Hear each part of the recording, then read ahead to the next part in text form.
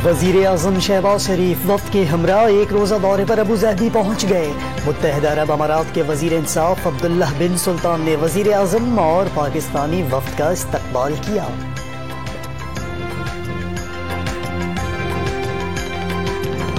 Chief general Qamar Javed Bajwa का line of control का दौरा, ताज़ा तरीन सूरत हाल पर ब्रीफिंग दी गई। सिपह सालार ने जवानों और अफसरान के साथ इफ्तार भी किया।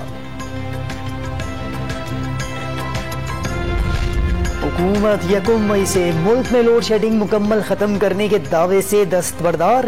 कल से बिजली की लोड शेडिंग 50% बरकरार रहेगी। वजारत पावर डिवीजन को पैदावार में 2000 मेगावाट इजाफे की उम्मीद।